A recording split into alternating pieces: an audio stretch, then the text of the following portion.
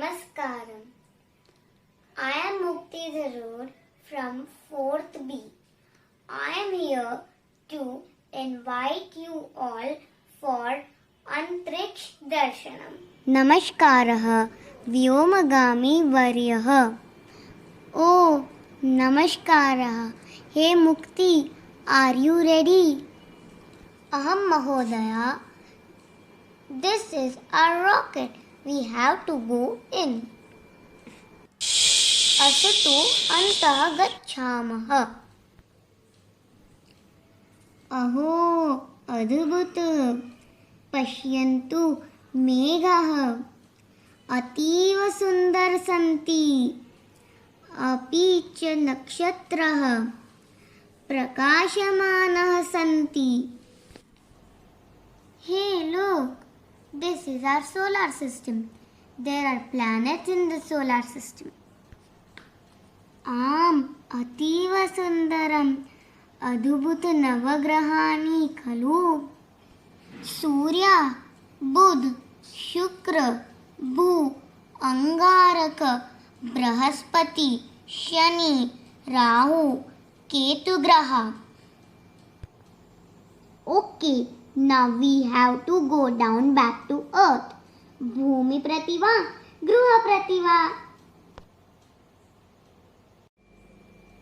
Why do you only speak in Sanskrit?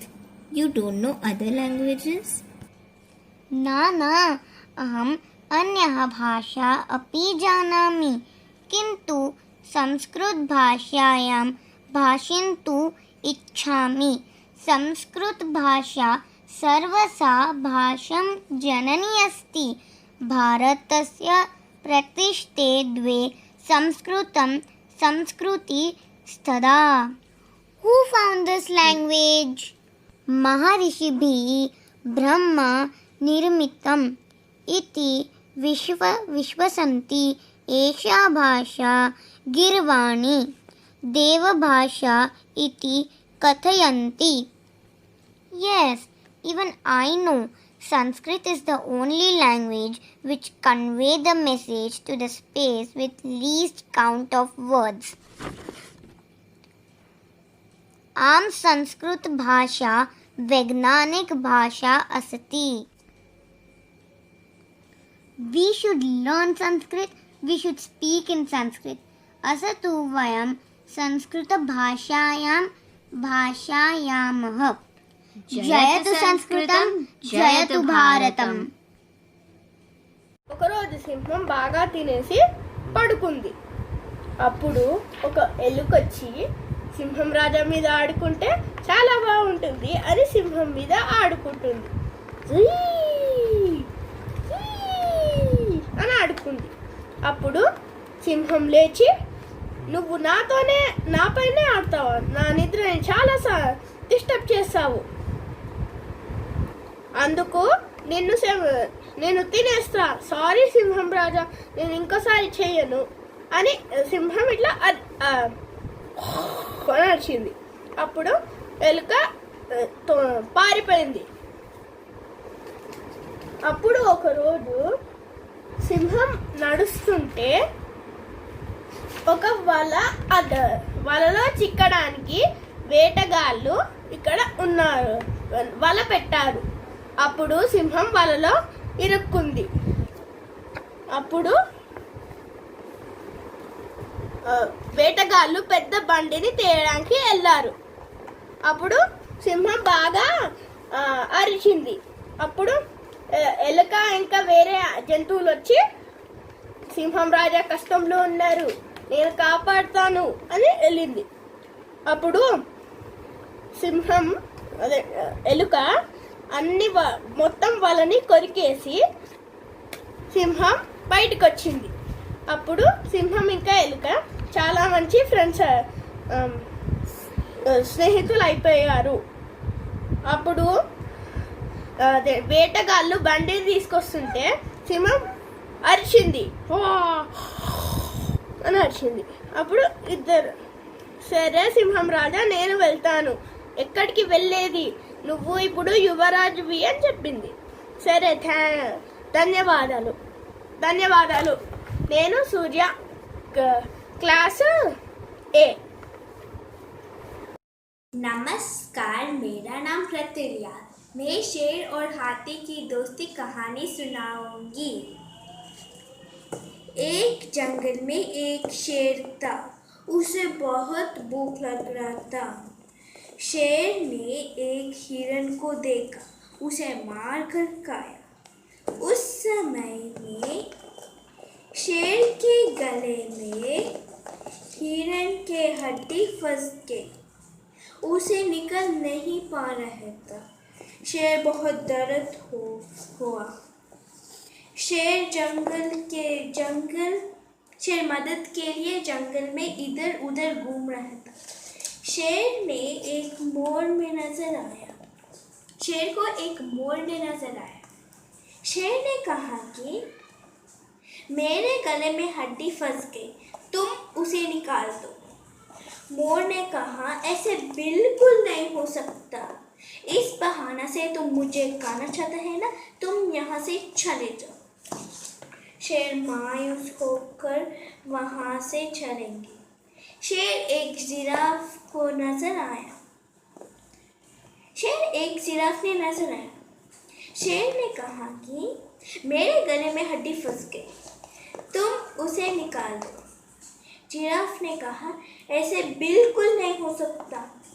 मैं बहुत थक गई और बहुत नींद आ रहा है, तुम यहाँ से चले जाओ। शेर फिर मायूस होकर वहाँ से चलेंगे। शेर एक हाथी नजर आया। हाथी एक सेब के पेड़ के नीचे था। हाथी को बहुत भूख लग रहा था, वो सेब को खाना चाहता थी। सेब बहुत ऊंचे थे, उसका सूंड वहां तक नहीं जा रहा था। हाथी उस पेड़ भी नहीं छेड़ सकता। हाथी बहुत मायूस हुआ। इतने में शेर ने वहां देखकर शेर ने कहा, मैं तुम्हारा मदद करूंगा, पहले तुम मेरा मदद करें। हाथी ने कहा, मैं क्या मदद करेंगे आपका? शेर ने कहा, मेरे गले में हड्डी फंस गई, तुम उसे निकाल दो। हाथी उस हड्डी में निकाल दिया। शेर बहुत खुश हुआ और शेर को वो पेड़ पर छेड़ सकता और उस सेब को तोड़कर हाथी को दिया। हाथी बहुत खुश हुआ और सेब को खा गया। उस दिन से हाथी और शेर बहुत अच्छे दोस्त बन गया। इसलिए हमें सबसे हिल मिल कर रहना चाहिए। धन्यवाद। Hey friends and ladies, today I am going to tell a story in Sanskrit with puppet show. The story name is Patalapushpasya Garvabadgaha. एकस्मिन् वने एकः पाटलपुष्पं वने विकसितः। तत्र सर्वविधवृक्षाः पादपाः प्रवर्धन्ते। तस्य पैन् वृक्षः अवदत्, अहो बहु सुन्दरपुष्पम्, अहम् एवं भवितुम् इच्छामि। अपरवृक्षः अवदत्, अहो पैन् वृक्षः, चिन्ता मास्तु, अस्माकं कृते सर्वं न भवति। पाटलपुष्पम् एवम् अचिन्तयत्, अस्मिन् वने अहम् एव सुन्दरम् अस्मि, मां सर्वं दृष्ट्वा चिकिताः भवन्ति। ततः पाटलं कन्तरीं दृष्ट्वा एषः अन्धहीनः, कण्टकमयी पादपाः अस्ति इति पैन् वृक्षः अवदत्। पाटलं त्वं किं वदसि? त्वं जानासि वा? सौन्दर्यं नाम किम्? त्वमपि कण्टकमयी असि। विधात् कारणं विना सृष्टिं न करोति। वसन्तकालानन्तरं वातावरणम् उष्णः अभवत्। चटकाः आगत्य कन्तरीं त्रोटयित्वा जलं पीतवन्तः। तदा पाटलं कन्तरीम् अपृच्छत्, यदा चटकाः भवतं त्रोटयितः आसन् तदा भवती बाधां न अनुभूतः वा? तदा कन्तरीम् अवदत्, आम्, अहं बाधाम् अनुभूतः। किन्तु यदि अहं चटकेभ्यः सहायं न करोति चेत् ते तृष्णाय मृत्यन्ति इति कथायां नीतिः। बाह्यसौन्दर्यम् अपेक्षया मानसिकसौन्दर्यम् उत्तमं भवति। धन्यवादाः। नमस्कार मित्रों, मैं आज आप सभी को रामपुर गांव ले जा रहा हूँ, जहाँ दो मित्र रामू और अब्बू रहते थे। दोनों अच्छे मित्र थे और दोनों साथ में पाठशाला जाया करते थे। क्योंकि गांव में पाठशाला नहीं होने के कारण वहाँ पड़ोस गांव में पढ़ने जाते थे। रामू और अब्बू पाठशाला दूर होने के कारण और गरीबी होने के कारण बहुत कम पढ़ाई की। रामू हो 10वीं कक्षा तक पढ़ा और अब्बू 7वीं कक्षा तक पढ़ा।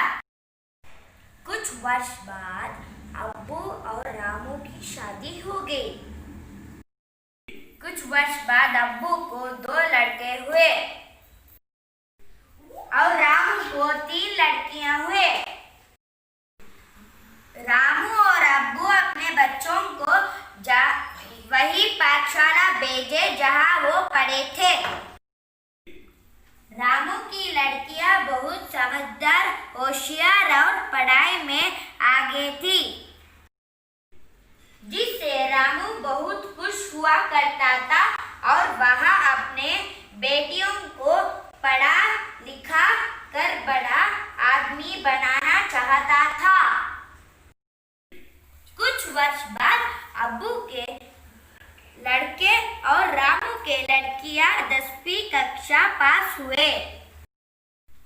रामू अपने लड़कियों को आगे बढ़ाया और अब्बू के लड़किए पढ़ाई छोड़ दे। कुछ वर्ष बाद अब्बू अपने जमीन बेच दिया और उन पैसों से घर बना दिया, एक दुकान लगा दिया। कुछ वर्ष बाद रामपुर गांव में उत्सव का वातावरण था, जहां पर मंत्री अब्बू और उसका परिवार, रामू, उसका पत्नी और गांव वाले आए थे। समारोह रामू के सम्मान में किया है और मंत्री जी ने रामू का सम्मान किया और रामू से कहा कि वो गांव वालों को कुछ संदेशा दे। मंत्री जी को सादर प्रणाम और सारे गांव वालों का मेरा नमन। मैं बहुत खुश हूँ इस दिन के लिए। आज मैं मंत्री जी के और गांव वालों के समक्ष में ये कहना चाहता हूँ, मेरे 2 एकड़ जमीन जो गांव में है उसे मंत्री जी को दे रहा हूँ, जहाँ वो सरकार के पैसों से एक पाठशाला बनाए जिसमें गांव के सभी बच्चे पढ़ सके और थोड़ी ज़मीन में वैद्यशाला बनाए जिसमें गांव के मरीजों का इलाज हो सके। मैं और ये भी कहना चाहता हूँ कि मेरी सबसे बड़ी लड़की विद्या जो अपनी पढ़ाई पूरी की टीचर बनी है, वही गांव के पाठशाला में बच्चों को पढ़ाएगी।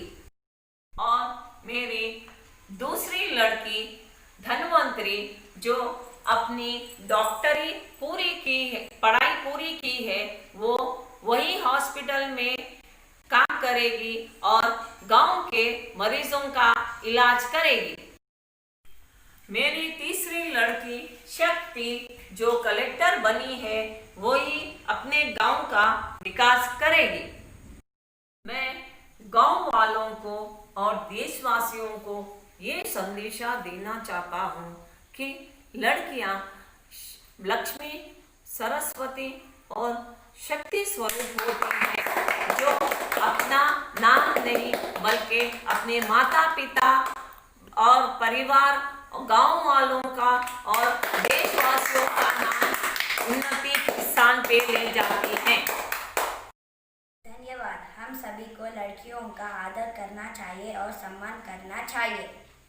Good morning everyone. My name is Medha. Today I am going to tell you the story of the brave princess. One time there lived a king. The king had a very wise daughter. The king became old, so he decided to give his kingdom to his daughter. Dear daughter, I decided to give the kingdom to you. Why can't you just start by taking a tour around the kingdom? Okay, father, I'll do that. Just then the minister came and told the princess, Dear princess, you can go anywhere you like in the kingdom, but please don't go to the south side. There's a witch in the forest. The witch might kill you. The witch has a belief. If she fills her tank with blood, she will be the most powerful witch. Okay, I won't go there. The king comes and tells the princess, Dear daughter, you can go to the south side if you want to kill the witch. I will tell you a curse of the witch. Okay, father, tell me. The witch has a curse. If she eats guava, she will die. Okay, father. The princess changes her costume to go on a tour. She goes past the shops. Just before the forest, the princess sees a hut. In the hut was living an old woman. Dear princess, where are you going? I'm going to kill the witch in the forest. Oh, I have some hints. Maybe they can help you. Oh, can you please tell me? First, I will tell you a mantra. If you chant that mantra, Lord Krishna himself will appear before you. If you have any doubts or questions, you can ask him. He will answer. Okay, can you tell me the mantra? Oh, thank you. Do you have any other hints? Oh, yes. I will tell you how the witch will entrench you. First, the witch will keep a very attractive door. And just behind that, she will keep a hole. Oh, okay. And if you destroy the door, the hole will be gone, and you can continue your way in the forest. Okay, thank you. The old woman goes into a hut, and the princess continues her journey. The princess goes to the door. The door was very attractive, with beautiful flowers, butterflies, and small birds. The princess saw a ladybug. The ladybug was very big than other ones. The princess had a doubt that it wasn't a real one. She thought it was a button. If she presses that, maybe the door will be gone. The princess tried pressing the ladybug. The door fell off. The princess continues her journey. In the way, the princess sees a very big pumpkin. Oh, this big pumpkin is very huge to move it away. The princess observes that once in a while 3 diamonds come out. 2 white one and 1 green one. The princess doesn't understand what to do. She chants that mantra. Lord Krishna will appear. What do you want, dear princess? I can't understand what to do with this pumpkin. Did you observe the 3 diamonds coming once in a while? Oh yes, 2 white one and a green one. Try pressing the green one. Let's see what it can do. The god disappeared. The princess pressed the green diamond. The pumpkin was gone. From up fell an invisible potion. This looks like an invisible potion. Maybe it can be useful. लोमशिखः च एकस्य काकस्य मुखे रोट्टिका आसीत्। सः वृक्षस्य उपरि शाखायाम् अतिष्ठत्। ततः एकः लोमशिखः तत्र आगच्छत्। लोमशः काकस्य मुखे रोट्टिकां दृष्ट्वा अचिन्तयत्, यदि एषः मुखं विव्रन्त करोति तदा अस्य रोट्टिका नीचैः पतिष्यति। अहं च खादिष्यामि। सः उच्चैः मुखं कृत्वा वदति, हे काक, त्वं तु अतिसुन्दरः असि, तव स्वरः अपि मधुरः भवेत्। काकः शाखायां रोट्टिकां खण्डं स्थापयित्वा अवदत्, हे मूर्ख, अहं पूर्विकः इव मूर्खः न भवति। इदं श्रुत्वा लोमशिखः दुःखी भूत्वा ततः पलायत्।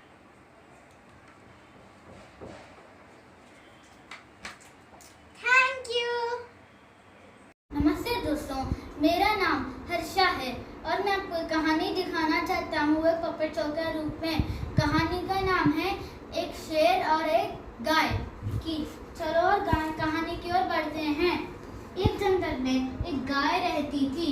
उसने थोड़ी दिन पहले ही एक बच्चे को जन्म दिया था।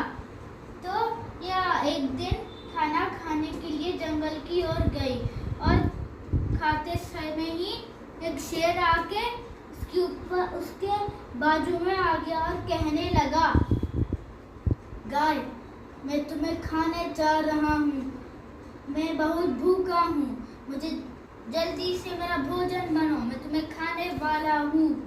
नहीं महाराज, नहीं शेर भैया, मैंने थोड़े दिन पहले ही एक बच्चे को जन्म दिया है। मैं उसे दूध दे के इधर आ जाऊंगी, उसे घास खाना तक नहीं आता, तो इसीलिए मैं जल्दी से उसे दूध पिलाकर आ जाती हूँ। नहीं, मैं तुम्हारे ऊपर कैसे विश्वास कर सकता हूँ? तुम भाग जाओगी। नहीं महाराज, मैं नहीं जाऊंगी, मैं मेरे वादे के ऊपर मान रखूंगी। ठीक है, जाओ। ऐसे कहकर गाय चली जाती है अपने बच्चे के पास। बेटा, मैं अभी दूध पी लो, फिर मैं कभी नहीं आ सकती हूँ। क्यों मम्मी? पहले दूध पियो। दूध पी के गाय वापस चले जाती है शेर के पास। आ गई? तुम सच में आ गई? मेरा सपना है कि सच है? मैं तुम्हारे जैसे ऐसे सच गायों का कभी नहीं देखा। मैं तुम्हें इस चीज का इनाम है कि मैं तुम्हें छोड़ दूंगा, मैं तुम्हें नहीं खाऊंगा। तुम अपने बच्चे के पास जाके उसके पास अच्छे से रहना करके, ठीक है? मैं वापस इस जंगल में कभी नहीं आऊंगा। ठीक है महाराज। ऐसे कहकर शेर चले जाता है और गाय भी चले जाती है। तो दोस्तों, इस कहानी का मॉरल है कि अपन अगर हर बार सच की ओर ही रहते हैं तो फल कुछ ना कुछ मीठा ही होता है। Bye bye. Good evening Bayas and friends, I'm going to show you my puppet show, The Dog and the Crocodile. One day there was a dog named Oreo. Every day it was going to river and drinks water. One day when it was drinking the water, it saw something in the water. Oh my god, crocodile. Hi my friend, I want to friendship with you. I was trying to friendship with you, but you were going away. No, you're so cruel. I'll not believe you. No, not like. If we become friends, I will lead you in the water, and you can drink how much water you want. I'll do for you anything, my friend. No, not believe you. No. No, my friend. Moral of the story: do not believe anyone who you don't know. Thank you. शुभोदय दीदी, मैं दीदी हूँ। मैं 4वीं कक्षा में पढ़ रहा हूँ। मैं आज एक कथा बोलती हूँ। एक गांव में 2 दोस्त रहते थे। एक है जस्टिन और एक है हेनरी। वो घरों के मध्य एक आम वृक्ष रहती थी। वो रोज आम के लिए झगड़ा करते थे। एक दिन वो ने राजा के पास गए थे और क्या हुआ सब कुछ बोले। राजा ने बोला, मुझे क्या करना पता है, और वो घर चला गए थे।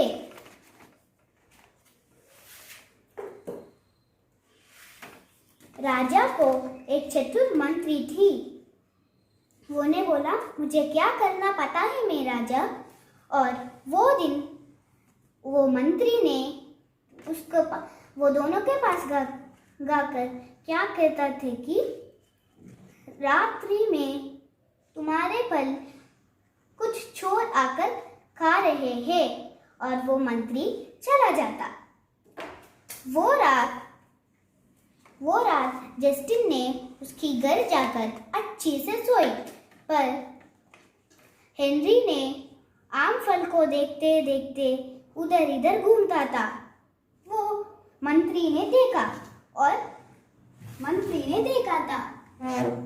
मंत्री ने चुपके देखकर राजा के पास जाकर क्या हुआ सब कुछ बोला। और राजा ने वो दिन क्या करा कि वो अगले दिन वो दोनों को बुलाकर बोला था, हेनरी और जस्टिन, ये आम वृक्ष हेनरी को जाता है क्योंकि वो रात नहीं सोया और आम वृक्ष देखते देखते घूम रहा था। बट जस्टिन, तुम तो सोया, इसलिए ये आम वृक्ष हेनरी को जाता। ये है कथा। धन्यवाद। అందరికీ నమస్కారం. నా పేరు కృతిక. ఈరోజు నేను ఒక పప్పెట్ షో తయారు చేయబోతున్నాను. నా కథ పేరు ఒక కుందేలు ఇంకా ఒక సింహం.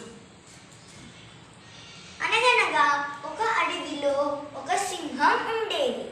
ఆ సింహం అన్ని జంతువులని తినేసేది. ఒకరోజు ఆ అన్ని జంతువులు కలిసి ఒక కుందేలుని పిలిపించాయి. అప్పుడు ఆ జంతువులన్నీ ఇలా అన్నాయి, కుందేలా నువ్వు మమ్మల్ని కాపాడు అని చెప్తే కుందేలు సరే అని ఆ సింహరాజా దగ్గరికి వెళ్ళింది. ఇలా నింది, సింహరాజా ఈ అడవిలో మీకన్నా బలమైన ఇంకో సింహం ఉంది అని చెప్పగానే ఆ సింహంకి కోపం వచ్చి, నువ్వు దాని దగ్గరికి తీసుకువెళ్ళు అని చెప్తే అప్పుడు కుందేలు సరే అని చెప్పి దాని ఒక బావి దగ్గరికి తీసుకువెళ్ళింది. ఇలా అనింది, సింహరాజా ఆ పులి ఇక్కడే, ఆ సింహం ఇక్కడే ఉంటుంది అని అనగానే అప్పుడు ఆ పులి వెంటనే, ఆ సింహం వెంటనే బావిలోకి తొంగి చూశాడు. ఇలా అన్నాడు,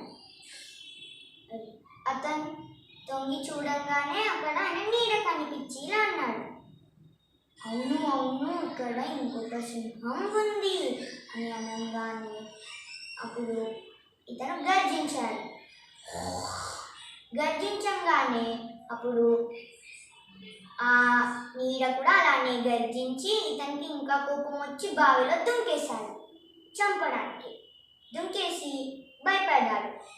నన్ను కాపాడండి, నన్ను కాపాడండి అని అరిశాడు. అప్పుడు కొద్దిసేపు అయినాక అతను నీళ్ళలో మునిగిపోయి చనిపోయాడు. అప్పుడు ఈ కుందేలు జరిగిందంతా అన్ని జంతువులకి చెప్పేసింది. అప్పుడు జంతువులన్నీ తనకి ధన్యవాదాలు చెప్పి వాళ్ళ ఇంటికి వాళ్ళు వెళ్ళిపోయారు.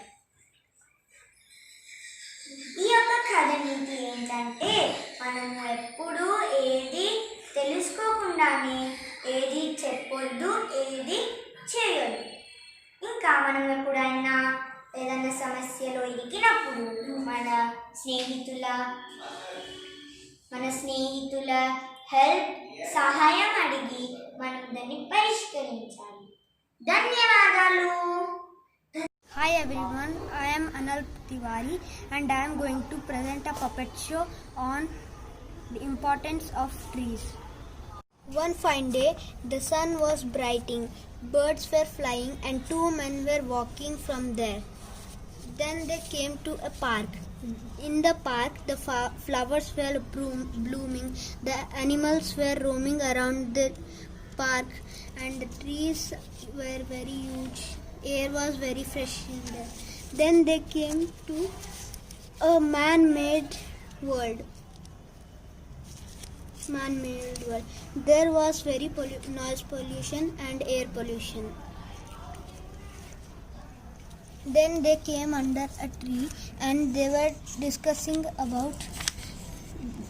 One man told that how is this tree? There is no fruit in this tree. So now this is waste tree. This is a waste tree. The tree told, how can you tell me and how can you blame me that I don't have any fruit, but other trees have fruit? I am giving you shadow. They came to a dry land. In there was no plant there. Then they just thought of planting few plants. They planted the few trees. నమస్కారం, నా పేరు కే సహస్ర. ఈరోజు నేను సంస్కృత్లో ఒక puppet show చేస్తున్నాను. ఇక్కడ ఒక teacher వాళ్ళకి ఒక సంస్కృత్ శ్లోకం నేర్పిస్తాను అని చెప్తోంది. పిల్లలు, ఈరోజు నేను మీకు ఒక సంస్కృత్ శ్లోకం నేర్పిస్తున్నాను. సరే టీచర్. పిల్లలు దీన్ని రిపీట్ చేయండి. కలత్రం ధనం పుత్ర పౌత్రాది సర్వం గృహం బాంధవాః సర్వమేతది జాతం. కలత్రం ధనం పుత్ర పౌత్రాది సర్వం గృహం బాంధవాః సర్వమేతది జాతం. మనశ్చేరనజ్ఞం గురోరంధ్రిపద్మే తతః కిం తతః కిం తతః కిం తతః కిం. మనశ్చేరనజ్ఞం గురోరంధ్రిపద్మే తతః కిం తతః కిం తతః కిం తతః కిం. పిల్లలు దీన్ని బాగా ప్రాక్టీస్ చేసుకోండి.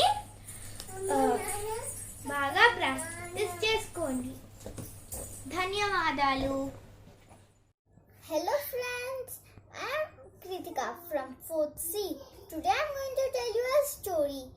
So, do you want to listen it? Let's start. So, once there were two friends. One was Kitu and other was Raju. Both were best friends and both were intelligent. But from some days, Raju was naughty and bad. So, after some days, Kitu went to her teacher and told, Teacher, Raju is getting little bad and he is getting naughty. Do you have some idea to make him good and not naughty? I will think about it. tomorrow at evening you and Raju come to the park. Okay, teacher, we will come. So next day Kichu and Raju came. So after coming, teacher told Kichu, go and pluck one plant. So Kichu went to pluck it. She plucked and came. Then her teacher asked Raju to pluck the plant and come. So Raju went to pluck. Then her teacher asked to Raju, go and pluck out the tree. Then Raju went to pluck it out. He tried and tried, but he couldn't. Then he came. Then her teacher asked Kichu, go and help him. Then both of them went and tried, but they couldn't. So then her teacher told that, Raju, the bad habits are like plants and trees. If you remove them now, they will remove easily. But if they become tree, you will get hard and difficult to remove them. So friends, did you all understood what's the moral of the story? The moral of the story is, if you remove your bad habits fast, when you get them, then it will be easy to remove. But if they become like tree, then it will be difficult. Thank you. కుందేలు మరియు తాబేలు. అనగనగా ఒక అడవిలో ఒక కుందేలు ఇంకా తాబేలు ఉండేవి. కానీ ఆ కుందేలుకి దాని మీద చాలా గర్వం ఉంది. ఎందుకంటే అది చాలా వేగంగా పరిగెట్టగలదు. అయితే అది ఒక రోజు అంటుంది, తాబేలు మిత్రమా, మనము ఒక పరుగు పందెం పెట్టుకుందామా అని అంటుంది. సరే మిత్రమా అని అంటారు వాళ్ళిద్దరు. కొంచెం సేపు గడిచాక వాళ్ళు పరుగు పందాన్ని మొదలు పెడతారు.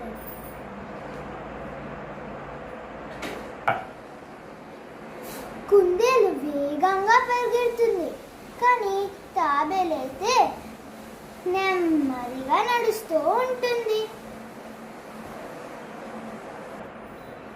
నేను చాలాసేపు పరిగెట్టి అలసిపోయాను. ఈ చెట్టు కింద కొంచెం విశ్రాంతి తీసుకుంటాను అని బజ్జు పడుకుంటుంది. అప్పుడు నెమ్మదిగా ఆ తాబేలు వచ్చి అలా గెలుస్తుంది. నేను గెలిచేశాను అని అంటుంది. అప్పుడు ఆ కుందేలు వేగంగా లేస్తుంది. అయ్యో, చాలా ఆలస్యమైంది. ఇప్పటికి ఆ తాబేలు గెలిచేసిందేమో. ఎప్పుడు గెలవదులే, అది చాలా మెల్లగా నడుస్తుంది. నేను వేగంగా పరిగెడతాను. ఆలస్యం చేయకుండా వేగంగా పెరిగి నేను వెళ్తాను అని వేగంగా వెళ్తుంది. అక్కడ చూసినప్పుడు ఎవ్వరూ ఉండరు. అమ్మయ్య, నేను పరుగు పందెంని గెలిచేశాను. అవును, ఎవ్వరు లేరేంటి? అప్పుడు అది దూరంగా చూసినప్పుడు దానికి ఏవో చప్పట్లు శబ్దం వినిపిస్తుంది. అది దగ్గరికి వెళ్ళి చూస్తుంది. తాబేలు నువ్వా అని ఆశ్చర్యంగా ఉంటుంది. తాబేలు అంటుంది, అవును నేనే. ఏమైంది మిత్రమా? చాలా नमस्कार, मैं हूँ ध्वनि लेडिया 4B। आज मैं एक कहानी सुनाने वाला हूँ। उसका नाम है भेड़िए की कहानी। गांव में एक बच्चा रहता था उसके पिताजी के साथ। वो बकरियों को चराने का काम करते थे। एक दिन उसके पिताजी ने बोला कि आज तुम ही बकरियों को चराने लेकर जाओ। फिर वो जंगल में आ गया। फिर उसे एक शरारत सूझी। वो चिल्लाने लगा, बचाओ बचाओ, भेड़िया आ गया, भेड़िया आ गया, बचाओ बचाओ, भेड़िया आ गया। फिर सब लोग आ गए और पूछने लगे, क्या हुआ क्या हुआ। फिर वो हंस के बोला, हा हा हा हा, उल्लू बनाया, हा हा हा हा, उल्लू बनाया। फिर दूसरे दिन उसके पिताजी ने बोला कि आज भी तू ही बकरियों को चराने लेकर जा। फिर वो फिर से जंगल में आ गया और उसे फिर से वो ही शरारत सूझी। फिर वो चिल्लाने लगा, बचाओ बचाओ, भेड़िया आ गया, भेड़िया आ गया, बचाओ बचाओ, भेड़िया आ गया। फिर वो हंस के बोला कि हा हा हा हा, उल्लू बनाया, हा हा हा हा, उल्लू बनाया। फिर तीसरे दिन फिर से वो जंगल में आ गया और वो फिर उसने असली में एक भेड़िए को देखा और वो चिल्लाने लगा, बचाओ बचाओ, भेड़िया आ गया, भेड़िया आ गया, बचाओ बचाओ, भेड़िया आ गया। फिर वो सब गांव वाले नहीं आए क्योंकि उन लोग ने सोचा कि आज भी वो उल्लू बना रहा होगा। फिर वो बकरियों और उसे खा गया। आज आपने क्या सीखा? आपने सीखा कि हमें उल्लू नहीं बनाना चाहिए और सच बोलना चाहिए। नमस्कार। నమస్కారం, నా పేరు కౌస్తుభ్. నేను పరమానందయ్య శిష్యుల కథ చెప్పబోతున్నాను. పరమానందయ్యకి 12 మంది శిష్యులు. ఒకరోజు వాళ్ళందరికీ పక్క ఊరికి వెళ్ళాల్సి వచ్చింది. తిరుగు ప్రయాణంలో చాలా చీకటి పడింది. తిరుగు ప్రయాణంలో వాళ్ళకు వాగు దాటాల్సి వచ్చి భయపడిపోయారు. కాలు కాలిన పిల్లి లేక అటు ఇటు తిరుగుతున్నారు.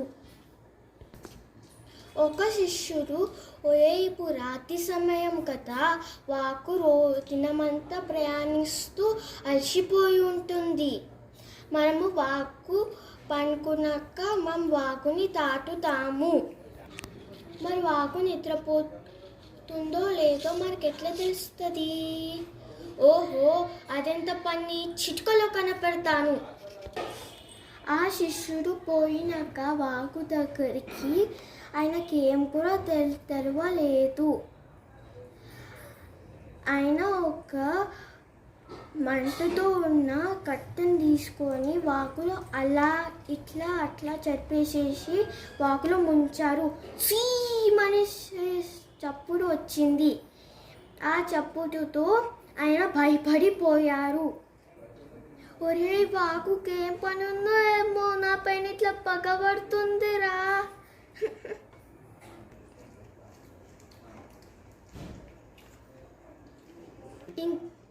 ఇంకొక శిష్యుడు వచ్చి అదే కట్టెని వాగులో ముంచారు. ఏం కూడా శబ్దం రాలేదు. ఆ శిష్యుడు పోయి వేరే శిష్యుడికి చెప్పారు, ఒరే, వాగు నిద్రపోతుందిరా అనేసి. శిష్యులందరికీ వాగు దాటాలంటే భయం వహిస్తుంది. వాళ్ళకేమో ఒక శిష్యుడు అది వాళ్ళకి ధైర్యం చెప్పించి అది వాగు దాటిపించారు. అందరికి ఇట్లా భయం అవుతుంది. ఎట్లయితే వాగు ఎంత కింద వరకు ఉందో ఏమో, నేను వాగు దాటుకెళ్తానా అనేసి అన్నారు ఒక శిష్యుడు. వాళ్ళందరూ కలిసేసి ఒక చేయితో ఇంకొక చేయి పట్టుకొని వాగును దాటారు. అనులకేనే ఒక శిష్యుడికి అనుమానం వచ్చింది. ఆ శిష్యులందరూ వాగు దాటారా లేదా? అలాగే ఒక శిష్యుడికి అనుమానం వచ్చి వాళ్ళందరూ కలిసి వాగు దాటారా లేదా అని శిష్యులందరినీ లెక్క పెడుతున్నారు. 9 మంది వచ్చారు. దాని ఇంకో 11 మంది వచ్చారు. ఇంకొక శిష్యులు లెక్క పెడితే 11 మంది వచ్చారు. అట్లా అంతా శిష్యులు కలిసి లెక్క పెడితే 11 మంది వచ్చారు. దాని తర్వాత వాళ్ళు ఒరే వాగు మనందరిలో ఒకరిని మింగేసిద్దిరా.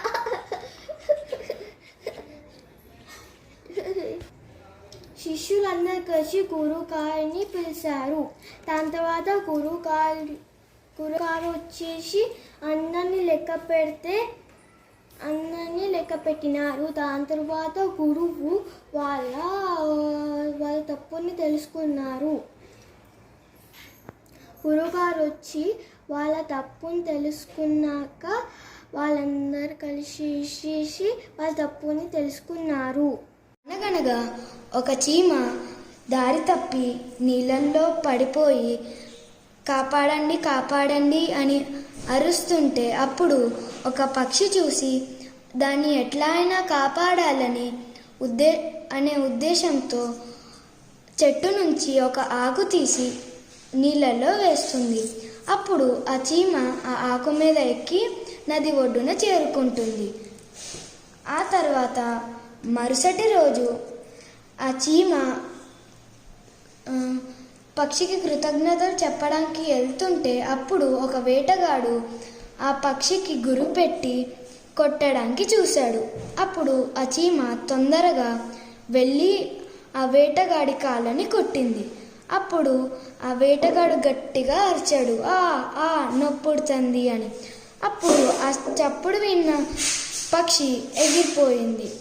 ఆ తర్వాత కొద్దిగా సేపు తర్వాత ఆ వేటగాడు వెళ్ళిపోయాడు. అప్పుడు వాళ్ళిద్దరూ కలుసుకొని ఒకరికొకరు కృతజ్ఞతలు చెప్పుకున్నారు. ఈ కథ నీతి ఏంటంటే మనము ఒకళ్ళకి సహాయం చేస్తే మనకి ఏదో రకంగా మళ్ళీ సహాయం వస్తుంది. నమస్కారం. ఈరోజు నేను కాకి కథ గురించి చెప్పబోతున్నాను. అనగనగా ఒక అడవిలో ఒక కాకి బాగా దాహం వేసింది. ఆ రోజు ఎండ బాగా ఉండే. ఆ వేడికి కాకి గొంతు ఎండుకుపోయింది. ఎగిరే ఓపిక లేక కాకి నీళ్ళ కోసం వెతికింది. అక్కడ కింద కుండలో నీళ్లు కనిపించాయి. అక్కడ కాకి ముక్కు పెడితే నీళ్లు అంటటం లేవు. అటు ఇటు చూస్తూ కాకి కొన్ని రాయిలు కనిపించాయి. ఒక్కొక్క రాయి తీసుకొని కుండలో వేసింది. ఆ రాళ్ళు అన్నీ కుండలో మునిగిపోయి నీళ్లు పైకి తేలాయి. కాకి దాహం తీరే వరకు కాకి నీళ్లు తాగి ఆనందంగా ఎగిరిపోయింది. ధన్యవాదం. आदरणीय दीदी और मेरे प्यारे मित्रों, आज मैं एक कहानी सुनाने जा रही हूँ जिसे सुनकर हम सबको एक अच्छी सीख मिलेगी। एक बार दो बंदर एक पेड़ पर बैठकर एक रोटी के लिए आपस में लड़ रहे थे। तभी वहाँ से एक आदमी जा रहा था और उसने उन बंदरों से आपस में लड़ने का कारण पूछा। तब एक बंदर ने बोला कि हमारे पास एक ही रोटी है और यह हम दोनों को खाना है। तब उस आदमी ने बोला, तुम आपस में लड़ो मत, मैं इस रोटी को तुम दोनों के बीच में बराबर बांट देता हूँ। वह रोटी के 2 टुकड़े दोनों को देता है। तब एक बंदर बोलता है कि उसकी रोटी बड़ी है। फिर वह आदमी दूसरे बंदर की रोटी का थोड़ा टुकड़ा निकाल कर खा लेता है। ऐसे करते करते वह आदमी पूरी रोटी खा लेता है और उन बेचारे बंदरों को कुछ भी नहीं मिलता। वह आदमी बड़ा चतुर होता है।